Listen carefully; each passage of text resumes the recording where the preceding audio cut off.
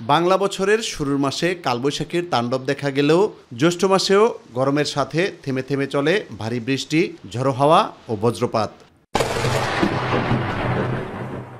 আবহাওয়া অধিদপ্তরের তথ্যমতে দেশের কয়েকটি স্থানে আগামী ৩ দিন ভারী বৃষ্টিপাতের সম্ভাবনা রয়েছে। এখন যে কোনো ব্র্যান্ডের পুরাতন এসি বদলে নতুন ওয়ালটন এসিতে উপভোগ করুন 25% ছাড়।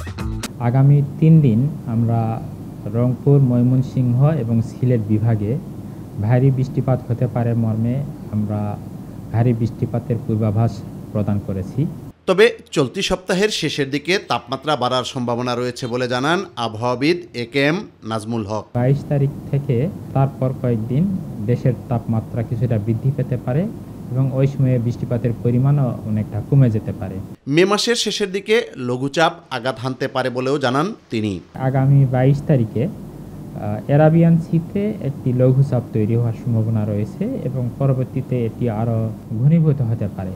উত্তর আন্দামান এবং তৎসংলগ্ন এলাকায় আগামী ২৬ অথবা ২৭ তারিখের দিকে একটা লঘুচাপ তৈরি হওয়ার সম্ভাবনা রয়েছে। জুনের শুরু থেকে প্রায় সপ্তাহখানেক সময় ধরে বৃষ্টিপাতের সম্ভাবনা রয়েছে বলেও জানান এ আবহাওয়াবিদ। জুনের ফার্স্ট উইকে বৃষ্টিপাত থাকবে দেশে।